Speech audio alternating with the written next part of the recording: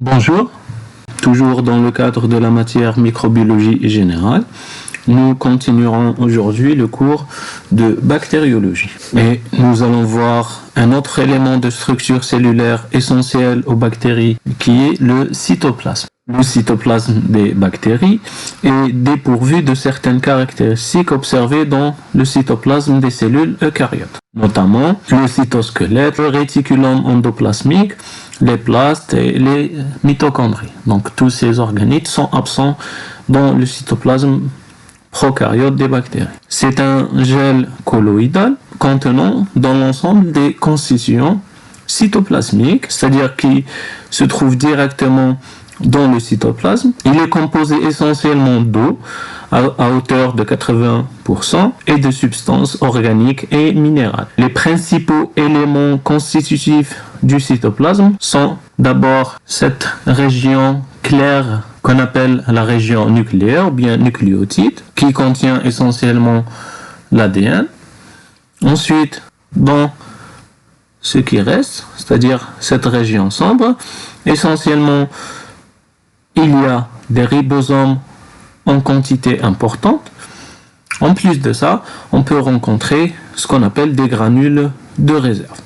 Alors d'abord, pour ce qui est de la région nucléaire, ou bien nucléoïde du cytoplasme, c'est la région du cytoplasme qui contient un long filament continu de forme circulaire qui est composé d'ADN bicaténaire, ou bien double brin, et est appelé le chromosome bactérien. Ce chromosome bactérien, donc un long filament circulaire, c'est une molécule de taille plus ou moins importante, en double hélice, avec la structure classique d'un ADN. Le chromosome bactérien est le support de l'information génétique de la bactérie, donc c'est là où est stockée cette information sous la forme de gènes. Sa structure chimique est similaire à celle de l'ADN rencontré chez les cellules eucaryotes ou bien chez les virus.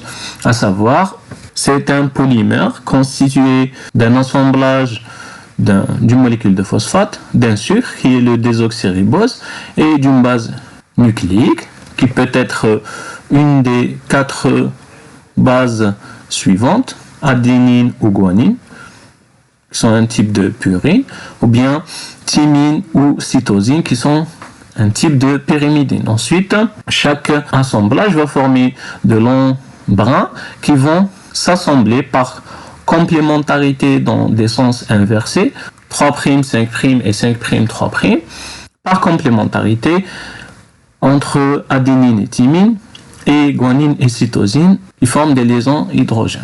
En plus du chromosome bactérien, beaucoup de bactéries contiennent d'autres fragments d'ADN qui sont appelés plasmides. Ces fragments sont toujours circulaires, mais sont beaucoup plus petits. Par exemple, sur l'image, on fragmente une cellule bactérienne et qu'on récupère son matériel génétique sur cette image. Vous voyez ici que le long filament ici représente le chromosome bactérien, alors qu'on remarque la présence également de petits fragments d'ADN circulaires qui sont extrachromosomiques, c'est-à-dire qui ne font pas partie du chromosome bactérien. Et ces petites unités circulaires extrachromosomiques, qui ne sont pas essentielles à la croissance et au métabolisme bactérien, sont appelées plasmides. Elles confèrent souvent des traits ou des caractères de résistance contre les antibiotiques, contre les métaux lourds, ou bien pour la production de certaines toxines, ou bien de certaines enzymes. Et donc, dans une cellule bactérienne, on peut trouver un ou plusieurs plasmides, en plus d'une seule copie généralement du chromosome bactérien. L'ensemble d'un ADN contenu dans une cellule vivante, qu'elle soit bactérienne ou autre, est appelé un génome. Les phénomènes bactériens de réplication et de transcription de l'ADN, ainsi que la traduction de l'ARN messager en séquences protéiques, sont assez similaires à ce qu'on rencontre chez les eucaryotes. Toutefois, des spécificités liées à l'organisation et à la structure des gènes prokaryotes, ainsi qu'à la nature des enzymes impliquées dans ces phénomènes, sont à noter. Également, l'absence de membrane nucléaire rend le chromosome bactérien très accessible et donc facilite la synthèse des protéines qui est beaucoup plus rapide comparativement à cette synthèse chez les eucaryotes. Les ribosomes sont des petites structures sphériques qui occupent une grande partie du cytoplasme. Elles sont souvent sous la forme de chaînes appelées polysomes. C'est les points noirs ici que vous voyez qui forment une chaîne en se liant à l'ARN messager. Donc un polysome est constitué d'un seul ARN messager qui est traduit en une ou plusieurs protéines par plusieurs ribosomes qui y sont collés en même temps. Un ribosome est constitué exclusivement d'ARN ribosomal à hauteur de 60% et de protéines à hauteur de 40%. Les ribosomes sont le siège de la biosynthèse des protéines.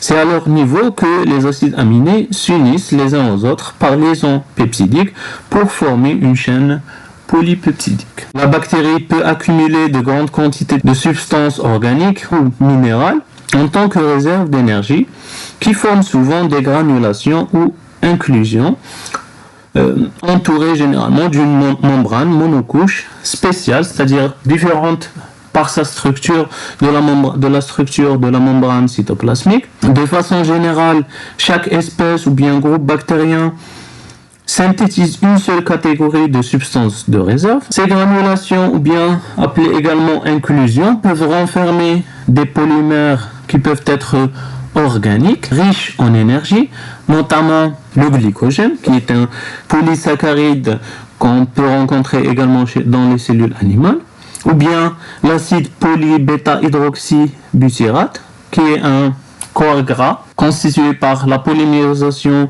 d'un acide gras appelé acide butyrique. D'autres inclusions peuvent contenir des cristaux de composés inorganiques ou bien minéraux, par exemple des polyphosphates, des sulfures, ou bien de l'oxyde de fer, ou bien ce qu'on appelle magnétite. Dans le cas des granules qui accumulent la magnétite, elles sont appelées magnétosomes et leur présence dans les cellules provoque un mouvement cellulaire suivant le champ électromagnétique. On parle alors de magnétotactisme. Comme vous le voyez ici par exemple pour l'espèce Magnétospirillum magneticum, elle contient des magnétosomes qui l'orientent dans le sens du champ électromagnétique. Comme vous le voyez ici dans cette expérience, lorsque je change le sens du courant électrique, les cellules changent de direction. Donc ici c'est une forme de mobilité provoquée par la présence de magnétosomes. Un autre type de vésicule qui provoque une mobilité cellulaire est rencontré chez certaines espèces, notamment des bactéries planctoniques, c'est-à-dire qui font partie du plancton. Le plancton, c'est la couche superficielle d'organismes aquatiques qu'on retrouve à la surface de l'eau des lacs et rivières et eaux de mer et d'océan. Dans ce cas, ces vésicules sont constituées de gaz. Ce gaz est de même nature que le gaz du milieu extérieur, donc ça peut être de l'air ou autre. Et donc, lorsque ces bactéries souhaitent remonter à la surface, puisque la plupart sont photosynthétiques et donc ont besoin de la lumière pour réaliser leur métabolisme, elles remplissent ces vésicules de gaz environnement, ce qui les fait gonfler et leur permet une mobilité par flottaison dans un sens vertical. Donc ici également.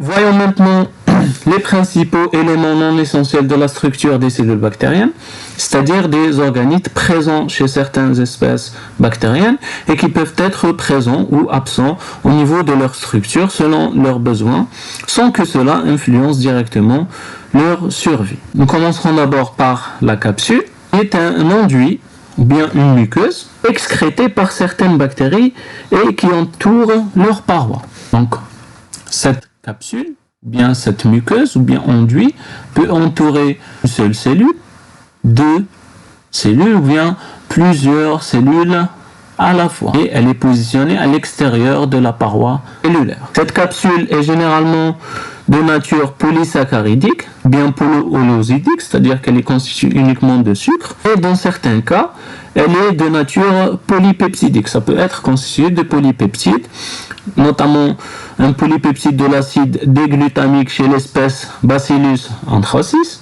Sa formation est largement influencée par les constitutions du milieu. Par exemple, en absence de glucides, de sucre, la bactérie ne forme pas de capsule. Mais une fois transférée dans un milieu plus riche en glucides, elle commence à synthétiser la capsule. Cette capsule peut assurer plusieurs fonctions. D'abord, elle peut assurer un rôle dans l'attachement des bactéries aux surfaces solides ou bien aux autres cellules, comme vous le voyez.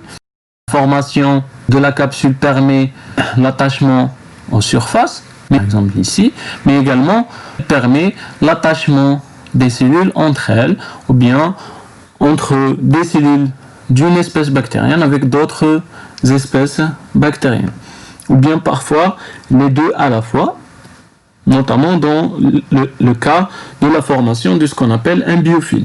Un biofilm, c'est un amas cellulaire constitué d'une ou de plusieurs espèces bactériennes, voire microbiennes. La production de capsules permet à ces cellules de se fixer sur un support, bien une surface physique. Ensuite, leur permet de s'attacher entre elles pour former des amas cellulaires de grande taille, appelés biofilms. Ces biofilms peuvent ainsi coloniser des environnements, bien des surfaces physiques en se déplaçant et en créant de nouveaux biofilms. La capsule joue également un rôle de protection contre la phagocytose lorsque les cellules bactériennes se retrouvent à l'intérieur d'un animal. Ça permet également une protection contre les bactériophages, qui sont des virus qui ciblent les bactéries, en les empêchant de pénétrer à l'intérieur du cytoplasme bactérien. Il peut jouer également un rôle de protection contre le pouvoir létal ou bien mortel des agents physiques tels que la dessiccation, bien la perte d'eau par chauffage, et également contre des agents chimiques tels que certains acides et certains composés phénoliques qui peuvent être toxiques lorsqu'ils sont présents à l'intérieur du cytoplasme. Également, la capsule, ou bien certaines constitutions de la capsule peuvent jouer le rôle d'antigène. Autre élément de structure non essentiel est le flagelle. Les bactéries sont mobiles grâce à ces organes qu'on appelle flagelles. Ce sont des organes locomoteurs spécialisés, c'est-à-dire qui permettent la mobilité cellulaire. D'un point de vue structural, ce sont des appendices filamenteux qui ont une forme filamenteuse extracellulaire et composés entièrement de protéines. Les flagelles sont des organites longs avec une longueur dépassant de plusieurs fois la taille cellulaire et sont mobiles par rotation, comme vous le voyez sur la figure. Les flagelles sont des appendices plus ou moins longs et fins, libres à l'une de leurs extrémités et attachés à la cellule bactérienne par l'autre extrémité. La disposition des flagelles varie selon les bactéries et influence le mode et la vitesse du mouvement. On distingue 4 types d'arrangement, ou bien mode d'insertion des flagelles bactériens sur les enveloppes bactériennes. D'abord, le mode d'insertion appelé monotriche, où un seul flagelle est situé sur un des pôles cellulaires. Ensuite, on distingue le mode d'insertion appelé amphitriche, où un ou plusieurs flagelles sont situés aux deux extrémités ou bien aux deux pôles cellulaires. Ensuite, on distingue le mode d'insertion lophotriche, où deux, voire plusieurs flagelles sont situés à une seule extrémité ou bien pôle cellulaire. Et enfin, le mode d'insertion péritriche, où les flagelles sont répartis sur toute la surface de la cellule. Les bactéries à flagelles polaires ou amphitriches se déplacent de façon rapide, en ligne droite ou en zigzag, tandis que les bactéries à flagelles péritriches se déplacent lentement, en tournoyant. Le flagelle est une structure hélicoïdale qui fonctionne par rotation. Il est constitué de 3 parties principales qui permettent ce mouvement. D'abord le filament, ensuite le crochet et enfin le corps basal.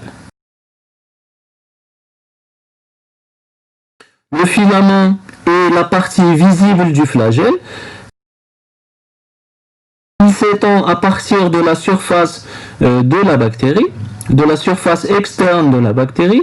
C'est un long segment de diamètre constant en forme de cylindre creux à l'intérieur et composé de flagellines, qui est une protéine globulaire. Le filament est fixé à un crochet qui est un peu plus large et constitué d'une protéine différente. La troisième partie du flagelle est le corpuscule basal qui fixe la structure dans la paroi cellulaire et la membrane plasmique à la fois. Il est responsable du mouvement du filament grâce à sa structure protéique plus complexe, constituée par un rotor et un stator. Le rotor est constitué par plusieurs protéines globulaires qui enclenchent le mouvement cellulaire grâce à un passage de flux protonique à travers la paroi. Lorsque les protéines du rotor commencent à tourner, elles font tourner avec elles la partie interne qui est constituée des protéines stator. Ces protéines sont fixées au crochet et donc elles font tourner le crochet et le filament lorsqu'elles commencent à tournoyer. La structure des flagelles est généralement la même chez les grammes positifs et les grammes négatifs. Toutefois, il existe certaines différences de structure, notamment au niveau du corps basal. Concernant les fonctions des flagelles, elles assurent bien sûr tout d'abord la mobilité cellulaire dans les milieux aqueux ou bien semi-aqueux. Ensuite, les bactéries mobiles sont douées de chimiotactisme, ou bien chimiotaxie, c'est-à-dire qu'elles sont douées d'une mobilité cellulaire par stimuli chimiques ou bien signal chimique. En effet, certaines substances, comme les sucres, les acides aminés, l'oxygène, attirent les cellules bactériennes mobiles par leur présence. On parle alors de chimiotactisme positif, alors que d'autres composés, par exemple les phénols, les acides, les bases, les repoussent, sont toxiques. On parle alors de chimiotactisme négatif. À noter que le stimulus peut être la lumière au lieu d'un élément chimique. Dans ce cas, on parle de phototactisme. Également, les flagelles, ou bien une partie, ou bien des constituants des flagelles peuvent jouer le rôle d'antigène. Autre type de structure non essentielle sont les fimbriers et les pili. En effet, de nombreuses bactéries à grammes négatifs et rarement des bactéries à grammes positifs possèdent des appendices minces, courts et plus droits que les flagelles et qui servent à fixer la bactérie. C'est-à-dire qu'ici, ces appendices n'auront plus le rôle de mobilité cellulaire, mais vont avoir des fonctions très similaires à celles de la capsule. C'est pourquoi la présence de ces structures indique l'absence de la capsule et inversement. Lorsque la capsule est présente, ces structures sont absentes. Ces structures donc, constituées d'une protéine appelée piline, assemblée en hélice, parfois autour d'un noyau central constitué d'un polypeptide mineur appelé adhésine, sont de deux types. Le premier type est appelé fimbrié ou bien pili commun et les pili, appelés également pili sexuels. Le nombre de fimbriés peut varier de quelques-uns à plusieurs centaines par cellule, répartis de manière uniforme. Les fimbriers permettent aux bactéries d'adhérer aux surfaces pour former des biofilms ou à d'autres cellules, notamment animales. Les pili sexuels ou bien pili sont généralement beaucoup plus longs que les fimbriers et leur nombre ne dépasse pas 1 ou 2 par cellule. Les pili relient les bactéries entre elles lors du phénomène de transfert d'ADN d'une cellule à une autre appelé conjugaison. En effet, chez certaines bactéries gram-négatives, notamment Escherichia coli, elles possèdent un type de plasmide particulier appelé facteur de fertilité ou bien plasmide F. Ce plasmide peut être transféré d'une cellule F+, c'est-à-dire qui possède ce plasmide, vers une cellule F- qui ne le possède pas, lors du phénomène appelé conjugaison bactérienne. Durant ce phénomène, il y a d'abord réplication du facteur de fertilité au niveau de la cellule F+.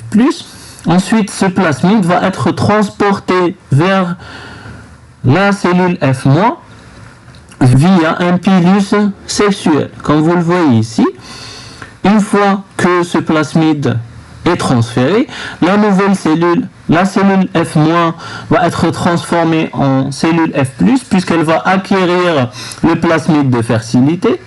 C'est pour ça qu'on parle d'une forme de parasexualité, puisqu'il y a échange de matériel génétique entre deux cellules de manière horizontale, c'est-à-dire entre des individus de la même génération. En dehors de leur rôle d'adhésion, les fimbriers et les pili peuvent être des constituants antigéniques majeurs chez les bactéries pathogènes. À noter que les pili de type 4 peuvent intervenir dans le mouvement cellulaire sur des surfaces par un type de mouvement particulier appelé contraction. Maintenant, on va parler d'un autre type de structure non essentielle, mais cette fois-ci, il ne s'agit pas d'une partie de la cellule bactérienne, mais d'un état cellulaire qu'on rencontre chez un groupe particulier de bactéries. Certains genres bactériens gram-positifs, notamment appartenant au genre Bacillus et Clostridium, peuvent se transformer en petites unités ovales ou sphériques qui ne se divisent pas, qui sont métaboliquement statiques, c'est-à-dire qui ne réalisent aucune activité biochimique et sont extrêmement résistantes lorsque le milieu s'épuise en éléments nutritifs ou bien lorsque les conditions physico-chimiques extérieures changent et deviennent hostiles à la vie.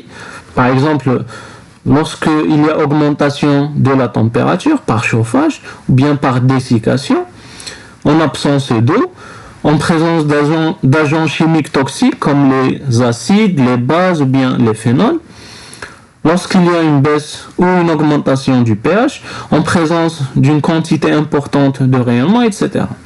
Ce phénomène est appelé sporulation, ou bien sporogénèse, et les structures engendrées sont réfringentes, c'est-à-dire elles reflètent la lumière, et les structures engendrées sont appelées spores ou bien endospores parce qu'elles se forment à l'intérieur des cellules bactériennes. Ces endospores sont à différencier des spores produites par les moisissures et par certains types d'actinomycètes. Un endospore est une forme de résistance, tandis que les spores des moisissures et des actinomycètes sont un mode de reproduction. Si elles sont placées dans des conditions environnementales favorables, ces endospores germent et redonnent des cellules bactériennes complètes et actives, identiques à celles qui ont au départ donné naissance aux endospores. Ce phénomène est appelé germination et les cellules formées sont dites végétatives. Et ici, vous avez le cycle sporulation-germination. Dans ce cycle, à chaque fois, une cellule végétative donne une seule endospore et une seule endospore donne une seule cellule végétative. La structure d'une endospore observée au microscope électronique diffère nettement de celle d'une cellule végétative. Elle présente deux grandes parties. D'abord, une région cytoplasmique centrale. Cette zone centrale contient essentiellement le matériel nucléaire, c'est-à-dire l'ADN, en plus des ribosomes et des substances de réserve ainsi que des enzymes qui permettront par la suite la germination. La deuxième partie constituant ces spores est un assemblage de plusieurs enveloppes constituées autour de la membrane sporale. La disposition de ces enveloppes de l'intérieur vers l'extérieur est comme suit.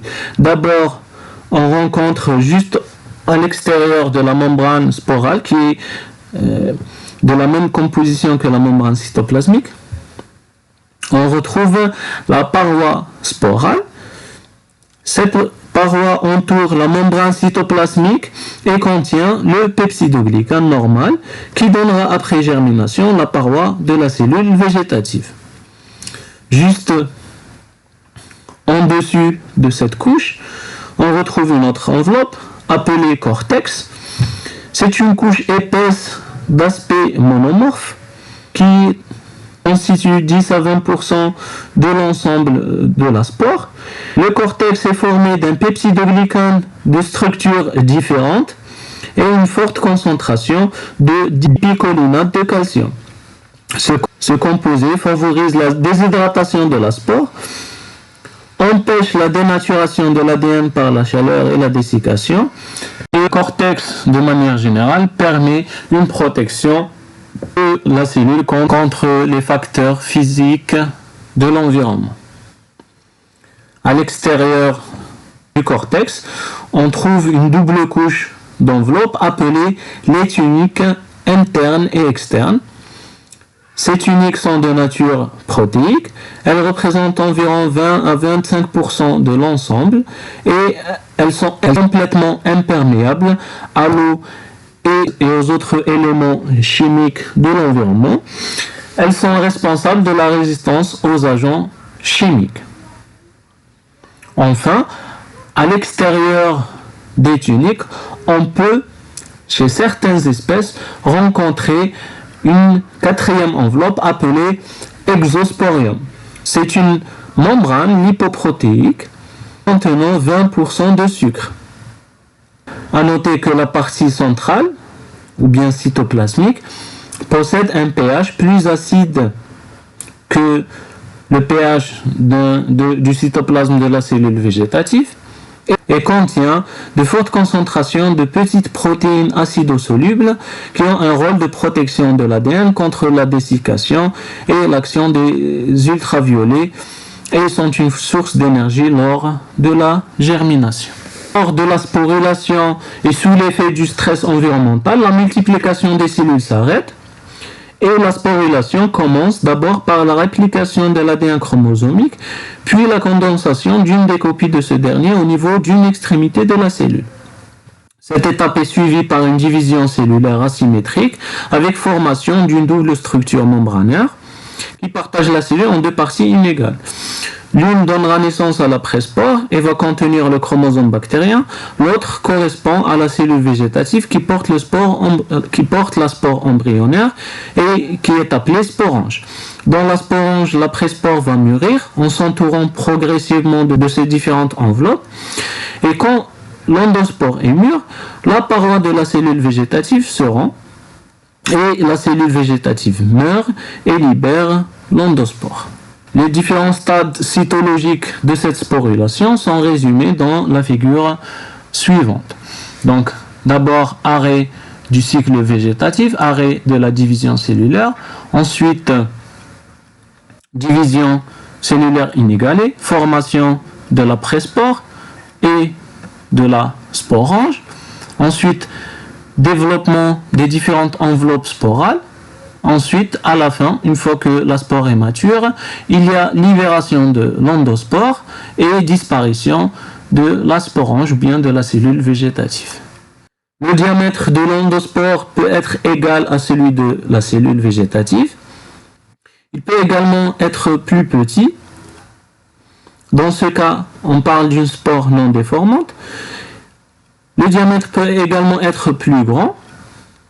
Et dans ce cas, on parle d'une spore déformante. Selon l'espèce, la position de l'endospore dans la cellule végétative peut être terminale, c'est-à-dire formée à une extrémité, ou bien subterminale, c'est-à-dire formé près d'une extrémité, ou bien encore centrale, c'est-à-dire formé au centre de la cellule végétative. Les endospores sont thermorésistantes. Elles peuvent être résistantes à de nombreux agents chimiques tels que les antiseptiques, les antibiotiques, etc. Et peuvent être résistantes aux agents physiques tels que les rayons ultraviolets, des pressions élevées, de fortes températures, etc. Leur durée de survie peut être très importante. La germination de l'endospore pour donner une cellule métaboliquement active comprend 3 stades. D'abord, l'activation. En effet, la germination est activée par un agent qui va détruire les tuniques sporales. Cet agent peut être mécanique, comme un choc, par exemple. Ça peut être un agent physique, comme un chauffage, ou bien peut être un agent chimique, par exemple l'augmentation de l'acidité ou bien un changement brusque de pH. Cette activation doit souvent être accompagnée par la présence de nutriments dans le milieu. La deuxième étape de la germination est l'initiation. Dans cette étape, de nombreux constituants de la spore sont dégradés par des enzymes hydrolytiques. Après élimination du cortex, la spore s'imbibe d'eau, gonfle et devient plus perméable. Ensuite vient la troisième étape qui est l'excroissance, dans laquelle la cellule reprend sa biosynthèse et double son volume initial en se libérant des tuniques sporales et du cortex. La paroi sporale va devenir la paroi cellulaire et la cellule va redevenir active.